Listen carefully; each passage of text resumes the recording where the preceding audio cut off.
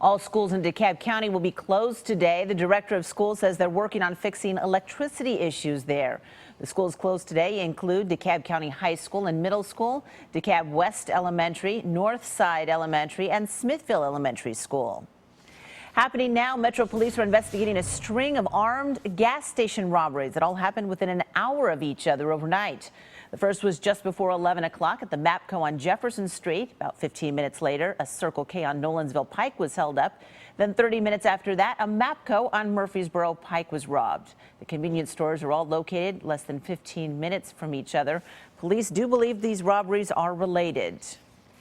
Police have now released surveillance photos of two suspects wanted for similar robberies early Tuesday morning. We're told that the men first used a gun to rob the Tiger Mart on West End Avenue and then the Daily Shell station on Charlotte just minutes later. If you recognize either man, call Crime Stoppers at 74-CRIME. You could earn a cash reward. Concern in Montgomery County this morning about school threats made on social media.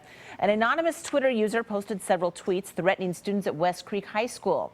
This followed a threat made earlier this week about bringing a gun to school.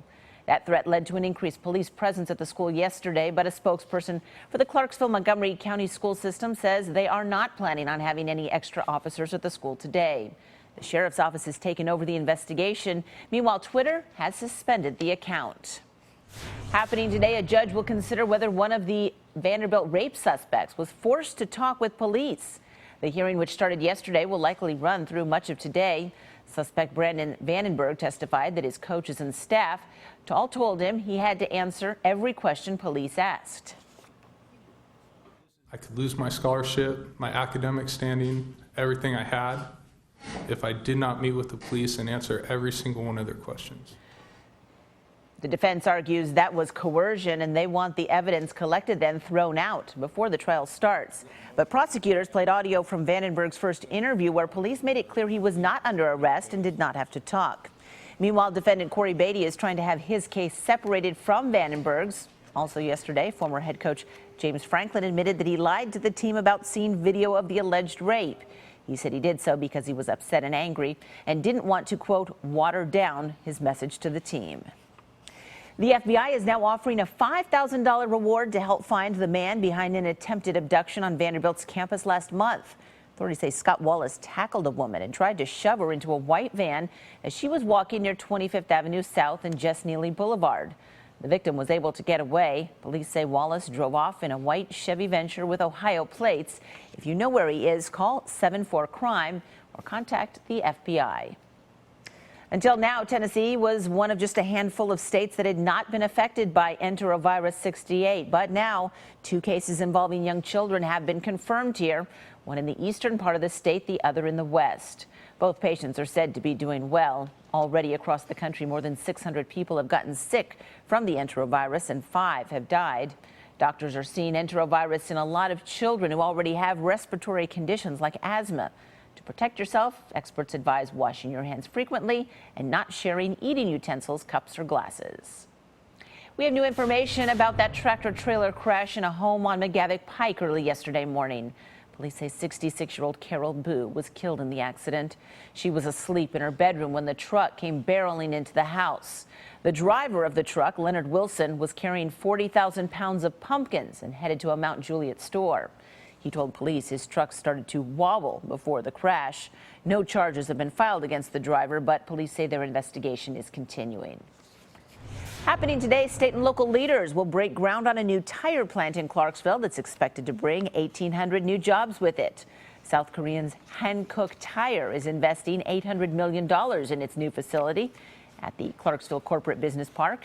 Hankook will become the largest tenant at the business park with a 469-acre campus and 1.5 million square foot facility.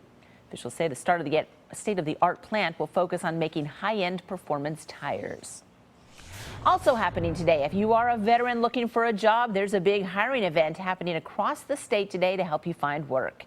News Channel 5's Cuthbert Langley joins us from LP Field this morning, where they will be holding the Paychecks for Patriots hiring fair in this part of the state, but there are many others around the mid-state and across the state, right, Cuthbert? That's right, Jennifer. They're going to have 10 around Tennessee today, including 5 in the mid-state, and they're hoping to have nearly 200 employers out there hiring these veterans for full-time jobs. You can see that the Humvees are already behind me. Folks are already getting set up here on the east side of LP Field for the event, which kicks off at 10 o'clock today. Now, like I said, there's going to be 5 around the mid-state, so if you are in Clarksville, Columbia, Cookeville, Tullahoma, or of course right here in Nashville, that's where those main events are going to be held. Last year, they had more than 4,000 veterans get jobs from these events, but this also goes beyond just giving veterans jobs. It's also their spouses as well. Earlier, we spoke with both an official from the Dollar General as well as the Department of Labor that says the unemployment rates for veterans is just too high, so they really are doing all that they can to connect veterans when they come home with great jobs. Now, these are jobs that not only are just seasonal jobs, but mostly they're full-time as well, so not just for the holiday season. They're looking for folks for all year round for these jobs. Dollar General is one of the biggest employers out here this year. They're going to be out here again. They say bring your resume, bring your interview skills, and dress up ready to go for several interviews that you're probably going to be having with several of these employers.